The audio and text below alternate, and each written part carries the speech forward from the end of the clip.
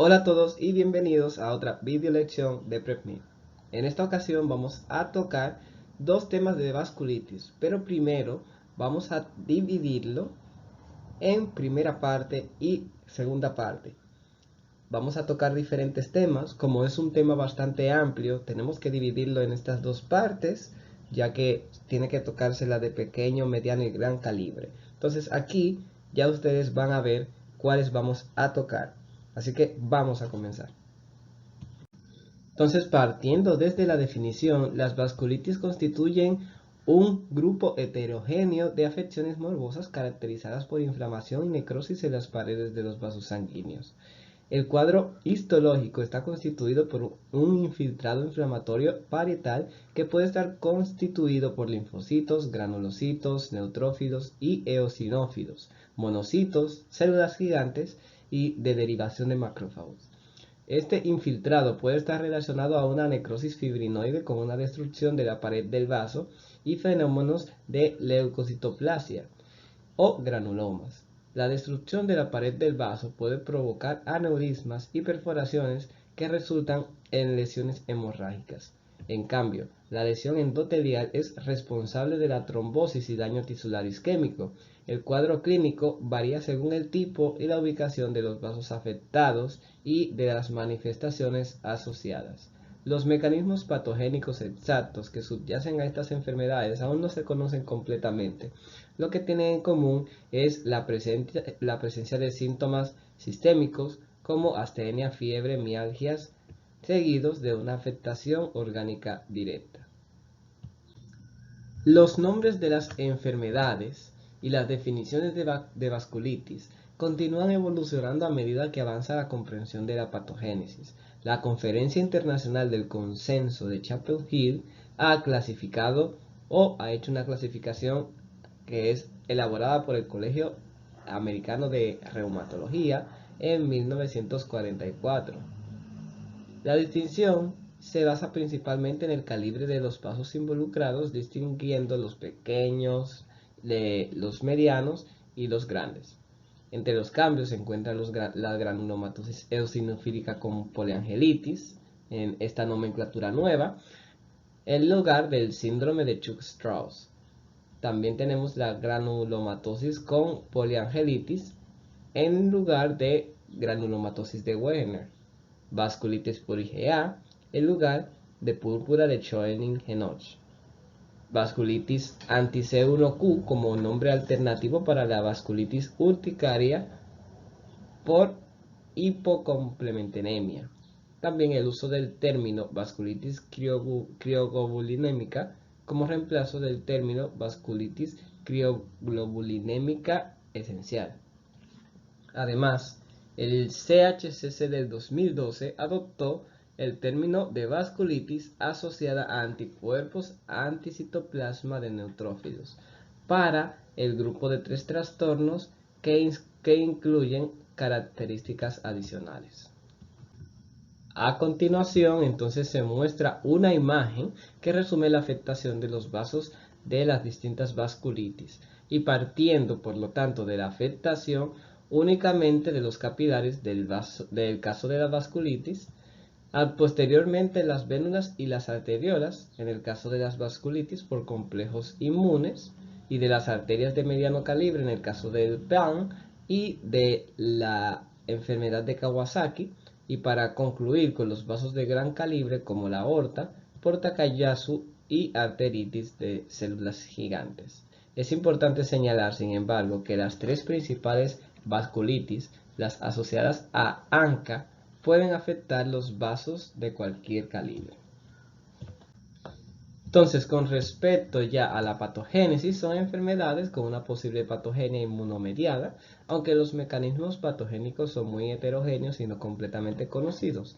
Esta variabilidad justificaría la heterogeneidad de los cuadros clínicos y de las lesiones histológicas. Algunas hipótesis refieren a la deposición de CI en la vasculitis crioglobulinémica, también una reactividad mediada por las células en las lesiones granulomatosas del curso de diversas vasculitis. También tenemos otra hipótesis patogénica que es un estímulo del factor IFN y de las células endoteliales sobreexpresadas en HLA de clase 2 y asumen la función de activación de recuperación de linfocitos y en específico los linfocitos T.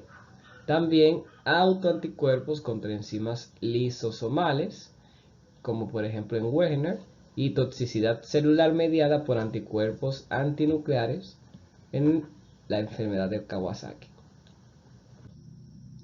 Entonces, siguiendo con la epidemiología, la heterogeneidad y la diferente distribución de las diferentes áreas geográficas dificultan una estimación precisa de la epidemiología de la vasculitis. La prevalencia de formas primitivas resume a unos 40 casos por 100.000 habitantes, pero este valor debe al menos duplicarse si consideramos las formas secundarias. La incidencia de la vasculitis varía tanto en función de la afectación de los vasos afectados como del calibre. Entonces, en consideración de la variación de la incidencia de la vasculitis individual, se pone según la edad. En esta tabla destacamos como en una muestra de 807 pacientes a los que se les diagnosticó una arteritis de células gigantes y el PAN. Y es importante prestar atención en la edad, donde la vasculitis por IgA es típica de los adolescentes. Por igual, hombres y mujeres, en su mayoría mujeres, ya en la de células gigantes, edad promedio 69 años, y Takayasu siempre mujeres, pero menores de 30 años. No está presente en esta tabla, pero es digno de mención. Kawasaki típicamente la niña. Dado que no es posible definir una modalidad típica de inicio, los principales datos clínicos que deben hacer sospechar vasculitis y orientar al proceso diagnóstico son la presencia de una enfermedad inflamatoria multidistrito con fiebre y otros síntomas, y a nivel sistémico no explicable de otra manera, o artritis, que es mialgia y artritis, dolores de cabeza, o en general un paciente con una vasculitis que parece sufriente y debilitado, incluso en su ausencia de deterioro orgánico clínicamente evidente. También aparición de manifestaciones cutáneas, por ejemplo la púrpura palpable, la afectación de órganos que puede implicar riñón, pulmón, corazón, isquemia, infarto cerebral, intestinal, cardíaco, periférico, en ausencia de factores conocidos aterotrombóticos. Para el diagnóstico de vasculitis es necesario tener en cuenta un posible cuadro de síntomas inespecíficos que se asocian a pruebas diagnósticas confirmatorias. Y esta tabla resume las manifestaciones clínicas más frecuentes para la piel, pulmón, riñón, corazón, sistema nervioso central, órganos específicos, ojo y sistema otorrinolaringólogo. Entonces, a efectos de diagnóstico también es útil la realización de una biopsia. Por ejemplo, la arteritis de células gigantes, la biopsia de arteria temporal pone de relieve la presencia de formaciones de células gigantes en la pared del vaso. A esto se le suman las pruebas de laboratorio con medición de complemento, antígeno HBS, anticuerpos anti-VHC, factor reumatoide, anticuerpos anticitoplasma de neutrófilos, por ejemplo, los anticuerpos antimieloperoxidasa, que están presentes en el 70% de los casos de poliangitis microscópica y en el 50% de los casos de granulomatosis eosinofílica con poliangelitis, mientras que los anticuerpos antiproteinasa 3 están presentes en el 85% de los casos de poliangelitis granulomatosa, y las imágenes vasculares se basan principalmente en la geografía de resonancia magnética y la angiografía por tomografía computarizada para detectar lesiones arteriales de vasos grandes, como microaneurismas y también algunas oclusiones. Además, la tomografía computarizada y la resonancia magnética son el estándar de oro para la detección de vasculitis de grandes vasos. Entonces aquí procedemos con las vasculitis de vasos de pequeños calibres. Las vasculitis de vaso de pequeño calibre afectan la mayoría de los casos de arterias y venulas pequeñas, pero no se puede excluir la afectación de vasos de mediano calibre. Entonces, te recordamos que para el diagnóstico de todas las formas de vasculitis, la biopsia es decisiva y este grupo incluye aquellas vasculitis asociadas con una positividad para anticuerpos anticitoplasmáticos de neutrófilos y, o sea, ANCA, y no implican sustancialmente el depósito de complejos inmunes. Los ANCA son autoanticuerpos dirigidos contra antígenos presentes principalmente dentro de los gránulos de neutrófilos y monocitos también. Y estos autoanticuerpos producen daño tisular y este daño tisular se da a través de interacciones con neutrófilos y células endoteliales. Las vasculitis que están asociadas con ANCA son granulomatosis eosinofílica con poliangelitis o síndrome de Dichor-Strauss, la poliangelitis granulomatosa o de Werner, la poliangelitis microscópica o PAM y de complejos autoinmunes, o sea, anti-MBG. Entonces, tocando cada una, primero la granulomatosis eosinofílica, y es una vasculitis necrotizante de los vasos de pequeño y mediano calibre con una afectación prevalente y se caracteriza por una formación de granulomas e infiltrados intra y extravasculares. Tiene de tejido eosinofílico y existe una asociación constante entre el asma severo y la hipereosinofilia periférica. Entonces la prevalencia está entre el 2 al 3% entre vasculitis y 1 sobre 100.000, y la edad media de aparición más o menos son los 50 años. Tenemos una etiología desconocida y habitualmente hay antecedentes positivos de enfermedades atópicas, principalmente asma de inicio con la edad adulta y otras manifestaciones. Más que hablar de esta patología es que forma granulomas eosinofílicos intra y extravasculares. Esto me acuerda mucho porque aparecen muchas preguntas. Y para la hipereosinofilia se han implicado mecanismos mediados por TH2 con la producción de IL4 y IL5. El granuloma eosinofílico es la lesión típica, sin embargo, no es específico para esta patología, ya que también puede encontrarse en otras enfermedades alérgicas y otras vasculitis. Y el granuloma coexiste con áreas de necrosis. Y bueno, se desarrolla también cerca de las arterias de pequeño y mediano calibre, pero también capilares, venas y vénulas. Y existen 3 fases de evolución en formación de granuloma. Se dividen en la fase inicial, que tiene un núcleo central de eosinófilos, una fase crónica, que predominan los macrófagos, monocitos y células epiteliales gigantes, y una evolución hacia la fibrosis. Las características clínicas generalmente se desarrollan en varias etapas, aunque estas no siempre se distinguen claramente. Tenemos primero la fase prodrómica, que es la aparición temprana de síntomas atípicos como rinitis alérgica y asma. Una fase eosinofílica, que es una eosinofilia en sangre periférica e infiltración eosinofílica de múltiples órganos, en particular el pulmón y el tracto gastrointestinal, y casi el 40% de los pacientes con esta patología tienen opacidades pulmonares, asma y eosinofilia periférica antes del desarrollo.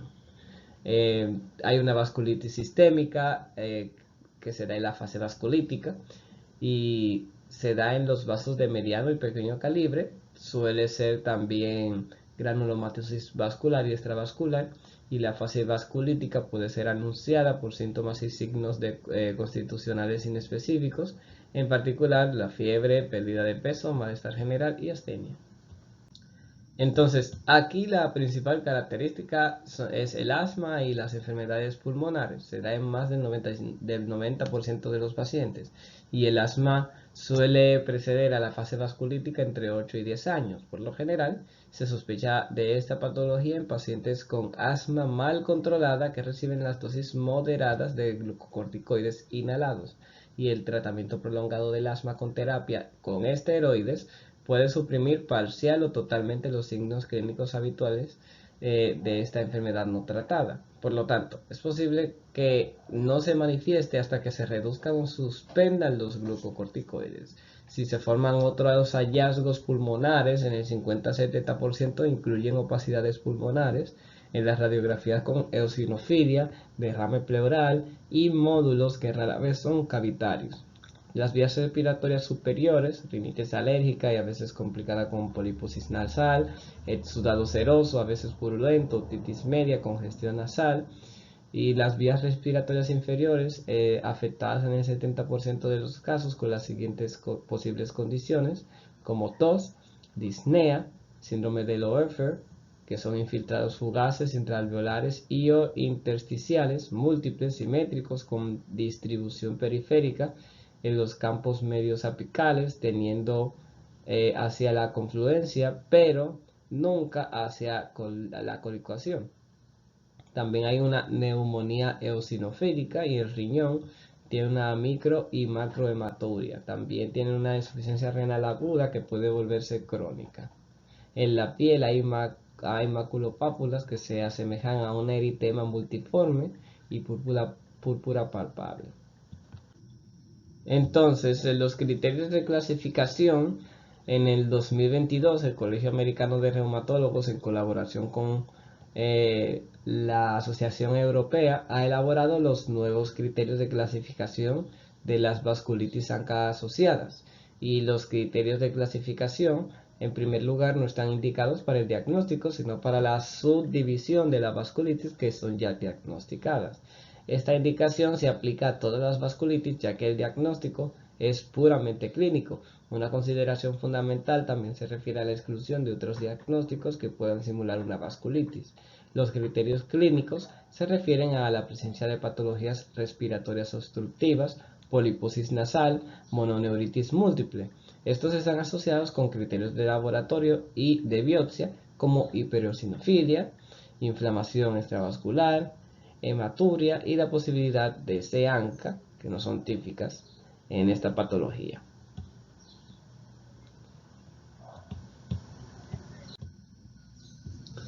Entonces, en las herramientas de diagnóstico tenemos algunas, tenemos la radiografía de tórax, y aquí vamos a encontrar principalmente infiltrados pulmonares sin distribución lobar.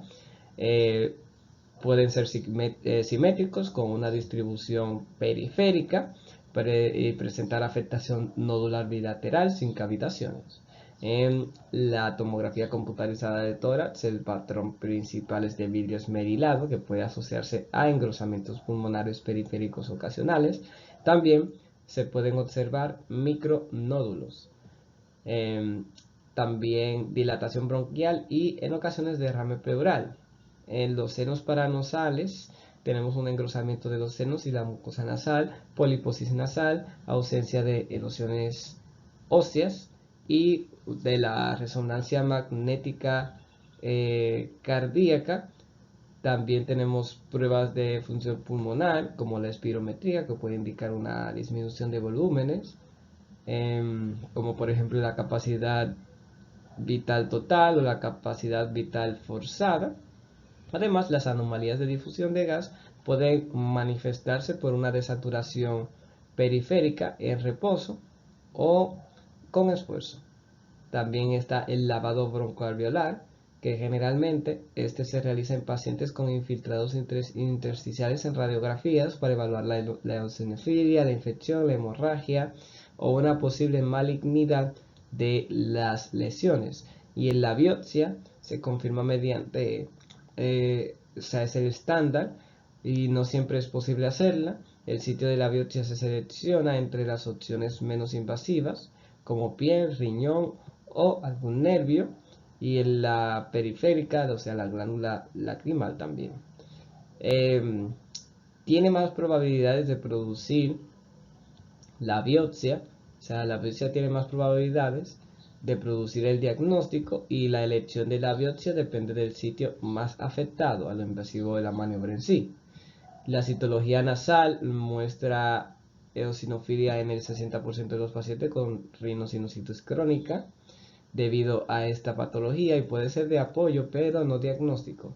y la biopsia pulmonar está indicada en casos de que ninguno de los sitios extrapulmonares sea adecuado. Entonces tenemos aquí la poliangeitis granulomatosa o síndrome de Werner o granulomatosis de Werner. Y bueno, es una vasculitis necrosante, predominantemente granulomatosa en vasos de pequeños calibres. Tiene una afectación respiratoria y renal y la prevalencia en la población es de 1 cada 300.000 habitantes, más frecuente en varones. Y bueno, tenemos una proporción de 3:2 con una edad media de aparición de 45 años. La susceptibilidad a la patología ocurre en caso de expresión de los anotipos B50 y DR9. Desde el punto de vista anatomopatológico, la granulomatosis se expresa mediante la formación de los granulomas intradeales. Y en las vías respiratorias superiores se hace, más o menos en la nasofaringe, los senos paranasales. También hay un cuadro inflamatorio con necrosis y una formación de granulomas. En las vías respiratorias inferiores se da una vasculitis necrótica granulomatosa con una formación de nódulos, infiltrado intersticial difuso, formaciones de cavidades. A veces pueden presentar resultados fibróticos como obstrucciones bronquiales y atelectasias. A nivel renal tenemos una glomerulonefritis focal y segmentaria que puede evolucionar rápidamente a una forma proliferativa extracapilar. Y en cualquier caso, cualquier órgano puede ser sitio de granulomas o procesos vasculíticos. Entonces, principalmente tenemos aquí unos síntomas de las vías respiratorias superiores que están en el 90 al 95% de los casos, caracterizados por una rinitis alérgica estacional, epistaxis recurrente, úlceras nasales u orales y tos. También tenemos los síntomas que afectan las vías respiratorias inferiores, también con lesiones detectables mediante investigaciones instrumentales, un marcado con tos, disnea, dolor torácico y aproximadamente el 15% puede desarrollar estenosis subglótica, tiene una afectación renal y el cuadro clínico más frecuente en estos casos de afectación renal es el síndrome nefrítico, también edema del párpado y de la región sacra, hematuria, proteinuria, mayor de 3,5 gramos por día, hipertensión también, y solo el 18% presentó glomerulonefritis desde el inicio. En cualquier caso, se desarrolla en el 77 al 85% de los pacientes y aproximadamente 2 años desde el inicio.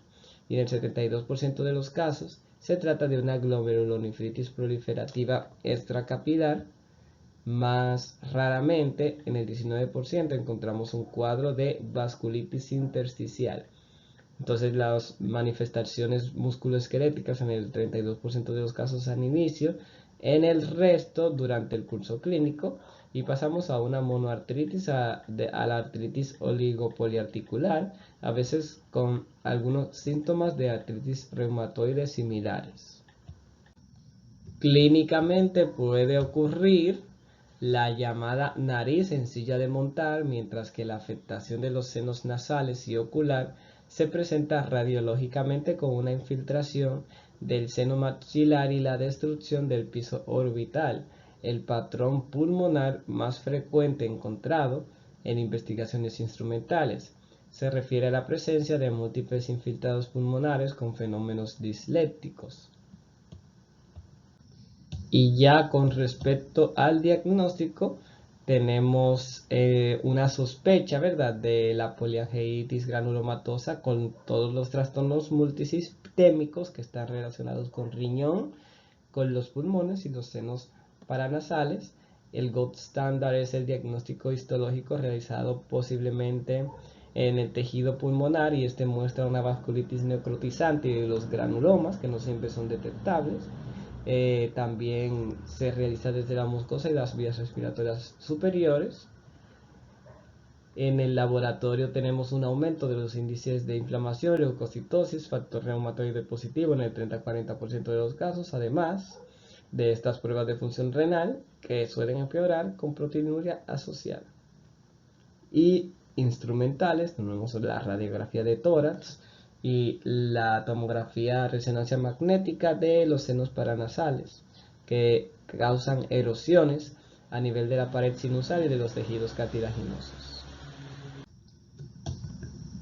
Con respecto a los criterios de clasificación, pues no existen y el diagnóstico se basa en una combinación de manifestaciones clínicas de la enfermedad sistémica que sugieren un diagnóstico de vasculitis, ya sea ANCA positiva o anticuerpos PR3 y evidencia histológica de vasculitis necrotizante o de glomerulonefritis necrotizante o una inflamación granulomatosa de un órgano detectado, ya sea biopsia de piel o pulmón o riñón.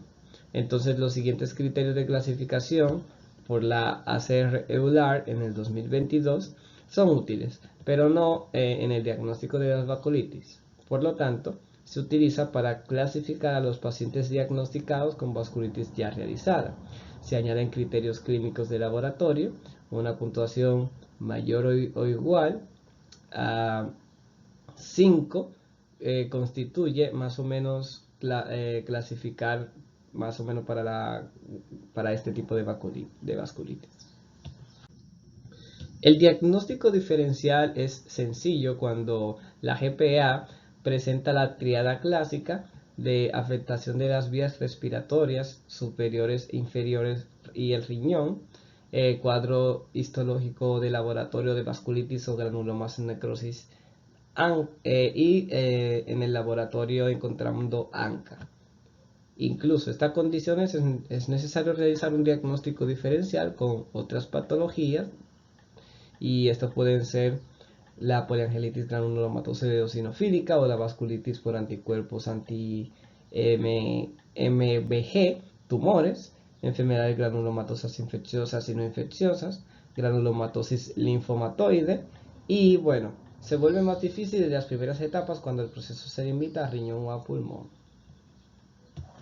Y aquí presentamos la terapia, que comenzamos con una asociación de ciclofosfamida más rituximab más corticoides durante un mes, o rituximab, ciclofosfamida más abacoplam, y posteriormente se inicia una disminución gradual de los corticoides dentro de los 6 meses. Después se inicia una disminución progresiva de la ciclofosfamida rituximab hasta una dosis mínima eficaz y la asociación útil con cotrimazol para tratar la colonización nasal por Staphylococcus y prevenir sobreinfecciones pulmonares. En algunos casos sí se espera la interrupción de ciclofosfamida rituximab después de un año y se puede insertar azatioprina para mantener la remisión inducida por ciclofosfamida rituximab.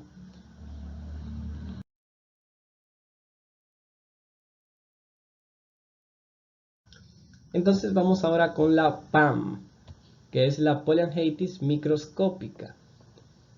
Es una vasculitis necrotizante con muy pocos o ningún depósito inmunológico y este afecta vasos predominantemente pequeños y pueden haber arteritis o enfermedades necrotizantes que pueden afectar las arterias pequeñas y medianas.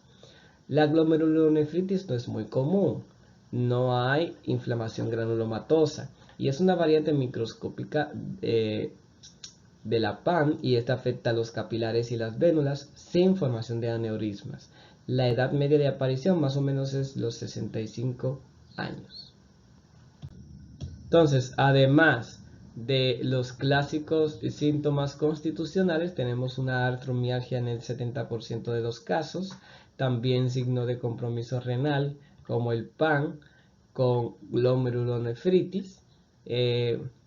También tenemos una enfermedad inmune rápidamente progresiva, púrpura y equimosis en el 40% de los casos, tos y disnea aumentada, hemotisis en el 30% de los casos, con una afectación pulmonar, con una fibrosis o enfermedad intersticial. Y otro cuadro característico es el de capilaritis pulmonar con un cuadro de alveolitis hemorrágica. Sí, hay mucha hemorragia en esta patología. Los signos y síntomas de la neuropatía son menos frecuentes en la PAN, o sea, PAN. Y los ANCA están presentes en el 55 al 65% de los casos y los CANCA en el 40% de los casos. Y en cualquier caso, la negatividad de ANCA no excluye el diagnóstico. También está el caso de los criterios de AC Euler, que ha elaborado los nuevos criterios de la clasificación de la PAM. Y los criterios de exclusión se refieren a la positividad de C-ANCA o anti-PR3. Ya entonces la terapia con corticoides, 1 miligramo por kilogramo por día, con Avacopan, asociados a inmunosupresores. Y el rituximab durante 4 semanas como inducción, también asociado a Avacopan. 75% de supervivencia, 5 años de tratamiento, y la plasmaféresis es útil en el caso de las manifestaciones graves. Entonces aquí presentamos una tabla en la que tenemos las 3 patologías con las diferentes manifestaciones clínicas, un resumen de lo que hemos dicho, para que le tomen una captura o cualquier tipo de esas cosas, para que así se lo puedan aprender de una manera más sencilla. Entonces tenemos la vasculitis con depósitos de inmunoglobulinas y complemento de las paredes de los vasos de pequeño calibre, en su mayoría postcapilares. Anteriormente se los definía como una vasculitis cutánea por hipersensibilidad que una leucocitoclasia característica, y estamos hablando de una fragmentación de la cromatina nuclear después de la desgranulación de los leucocitos y el depósito de los desechos nucleares en la pared del vaso, principalmente de las vénulas. Son vasculitis producidas por una reacción de sensibilidad ante un estímulo antigénico, como puede ser un fármaco, también un agente infeccioso, o cuando se sospeche fuertemente de alguno de ellos. Tenemos una etiología que distinguimos principalmente formas primarias o idiopáticas, o unas formas secundarias a agentes exógenos infecciosos y también asociados a fármacos, o agentes endógenos como neoplasias, trastornos del tejido conectivo o una deficiencia de complemento. La prevalencia es 1 sobre 100.000 y observable en cualquier edad adulta y en ambos sexos. La histopatogénesis, tenemos un signo característico que es la venulitis, y tenemos granulocitos y residuos neutrofílicos. También los nucleares de estos derivados se infiltran y rodean los vasos afectados, predominantemente las vénulas, y tenemos leucocitoclasis, que es la fragmentación de la cromatina nuclear, y la biopsia es decisiva para el diagnóstico. La clasificación de la CHCC de 2012 agrupa 4 vasculitis no ANCA que están mediadas por complejos inmunitarios y están asociados a profundización de las vasculitis individuales mediadas por los complejos inmunes. Y aquí encontramos las vasculitis por anticuerpo antimembrana basal glomerular, MBG, también la vasculitis que afecta a los capilares glomerulares o pulmonares o ambos, con depósito de la membrana de anticuerpos en la membrana glomerular. También intervención glomerular, típicamente que causa hemorragia pulmonar, y afectación renal que causa glomerulonefritis con necrosis. Entonces tenemos también la vasculitis crioglobulinémica, y anteriormente ella era llamada vasculitis crioglobulinémica esencial, y esta se caracteriza por la presencia de crioglobulinas, que son proteínas séricas que precipitan a frío y se disuelven cuando se calientan. En este trastorno, que se debe más a menudo, es la infección por el virus de la hepatitis C, y se depositan estos complejos inmunes de crioglobulina en las paredes de los capilares, vénulas o arteriolas, provocando inflamación en los vasos pequeños. A menudo están afectados en la piel, los glomérulos y los nervios periféricos. También tenemos la vasculitis por IgA, o púrpura de Enoch-Schönlein, y es una vasculitis sistémica que está caracterizada por el depósito tisular de complejos inmunes IgA1 dominantes, y estos afectan principalmente los vasos pequeños, que son principalmente los capilares y las arteriolas, y las vasculitis por IgA generalmente afecta la piel y el tracto gastrointestinal, y a menudo también causa artritis, y se puede observar glomerulonefritis. Tenemos también la vasculitis urticaria, que es una vasculitis asociada con urticaria y hipocomplementemia, y afecta principalmente los vasos pequeños. Con respecto a las manifestaciones clínicas, en la piel tenemos la púrpura palpable con una aparición rápida después de tomar el medicamento, es decir, a unos días de distancia, y principalmente tenemos máculas, pápulas, vesículas, ampollas, nódulos subcutáneos, y las localizaciones más frecuentes son las extremidades inferiores, las nalgas, que son las partes inclinadas, y a veces la espalda también. Las lesiones evolucionan hacia otra forma, ¿verdad? Y adquieren como una forma crujiente, y pueden aparecer en pulsé, que es con intervalos regulares de 1 a 4 semanas. Y allá la regresión completa se asocia a la aparición de áreas hiperpigmentadas o pequeñas cicatrices atróficas. El tamaño de las lesiones varía desde 1 milímetro hasta unos pocos centímetros, y puedes encontrarlo simultáneamente en lesiones de diferentes etapas de desarrollo, y a saber, las lesiones activas, lesiones en fase de resolución, áreas hiperpigmentadas con cicatrices. También es posible la afectación sistémica con síntomas constitucionales. Los signos y síntomas de afectación en órganos incluyen riñón con proteinuria y hematuria, y gastrointestinal con el cólico abdominal, hemorragia gastrointestinal, y sistema nervioso central con dolor de cabeza y diplopía. La tabla está definiendo los criterios de clasificación de ACR elaborados en 1994 para vasculitis con hipersensibilidad. El diagnóstico se realiza con al menos 3 de los siguientes criterios, con una especificidad del 75%. La correlación entre la aparición de síntomas y la ingesta de fármacos es muy específica, al igual que la positividad de la biopsia debido a la presencia de neutrófilos eosinófilos en alrededor de las vénulas y las arteriolas.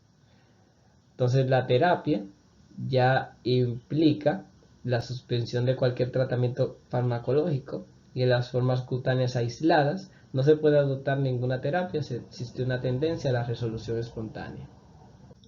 Tenemos la vasculitis por IgA, y no voy a decir el otro nombre porque es complicado. Sin embargo, esta vasculitis se caracteriza por una hipersensibilidad de vasos de pequeño y mediano calibre, que está caracterizada por una púrpura, dolor abdominal, artralgia y hematuria. También tenemos una prevalencia de 1 a 150.000 de la población, en relación de 2 a 1 dentro de la segunda década de la vida. La etiología es desconocida, y los posibles antígenos estimulantes incluyen virus que causan infecciones de las vías respiratorias. También tenemos infecciones estreptocócicas, medicamentos, alimentos, picaduras de insectos y vacunas. La glomerulonefritis es típica, proliferativa focal y segmentaria, pero suele ser leve. Tenemos una susceptibilidad que da episodios recientes de inflamación en el tracto respiratorio, infecciones de estreptococos beta hemolíticos, y la patogénesis es la formación y el depósito de los complejos inmunes IgAC3. Entonces tenemos la histopatología y las manifestaciones clínicas. Tenemos una vasculitis leucocitoclásica, una secreción de purpúrica palpable en ausencia de trombocitopenia, principalmente las nalgas, y depósitos mesangiales glomerulares de IgA. La clínica se trata desde la artralgia hasta la poliartritis no erosiva, hematuria, proteinuria y dolor abdominal. tenemos un inicio y curso de una erupción purpúrica repentina palpable, tenemos síntomas sistémicos con regresión después de aproximadamente 4 semanas, desaparece sin consecuencias graves, sin embargo, aunque es raro, algunos pacientes desarrollan enfermedad renal crónica. Las pruebas de laboratorio son el aumento de los índices de SR y PCR, leucocitosis, y el diagnóstico es clínico, basado en el hallazgo de los síntomas típicos. Entonces, según los criterios de clasificación, en el EULAR el criterio obligatorio es una púrpura habitualmente palpable en racimos o petequias, con un predominio de extremidades inferiores y sin trombocitopenia ni coagulopatía. Los pacientes también deben tener una o más de las siguientes características: dolor abdominal, artritis o artralgia, afectación renal, vasculitis leucocitoclásica, y también la terapia se basa en el tratamiento sintomático con altas dosis de glucocorticoides. Y tenemos entonces la vasculitis crioglobulinémica, anteriormente definida como lo mismo, pero esencial. Y se debe más a complejos inmunes de crioglobulina, y estos se depositan en las paredes de los vasos pequeños, como habíamos hablado anteriormente. La prevalencia es de 1 sobre 100.000 y es 3 veces más frecuente en mujeres. Y la etiología, la causa más común, es la infección crónica por el virus de la hepatitis C. Otras causas incluyen infección por el virus de la hepatitis B, infección por VIH, enfermedades y trastornos autoinmunes y hematológicos. Tiene formas idiopáticas infecciosas causadas por el VHC, VIH y el virus también de la hepatitis B. Y la patología autoinmune, LES, artritis reumatoide, síndrome de Sjögren y enfermedades linfoproliferativas. Entonces, las principales manifestaciones clínicas y el tratamiento: primero tenemos en la piel una púrpura palpable, pero también fenómenos de Raynaud y lívidos reticulares. En el riñón hay microhematuria, proteinuria subnefrótica, también hay glomerulonefritis, y en el 20% de los casos es membranoproliferativa. En el sistema musculoesquelético tenemos artralgias, artritis, síntomas sistémicos específicos que incluyen astenias, neuropatía periférica o hipocomplementemia, y a nivel gastrointestinal tenemos dolor abdominal, disnea, hematemesis. A nivel cardíaco entonces tenemos miocarditis, y a nivel del sistema nervioso central tenemos accidentes cerebrovasculares, vasculitis cerebral, encefalopatía difusa y neuropatía. Ya en el tratamiento tenemos plasmaféresis con una introducción de terapia con esteroides y ciclofosfamida como primera línea. En caso de refractariedad al tratamiento se intenta una introducción con anti-CD20, o sea, rituximab. También les recordamos que pueden responder los cuestionarios relacionados con el tema en nuestro sitio web y en las aplicaciones para Android y iOS en la sección de PrepMirTube. Y usted encontrará una serie de cuestionarios basados específicamente de lo que se ha tratado. Así que muchas gracias por su atención. La lección de video de PrepMir termina aquí, pero ya nos veremos en la próxima.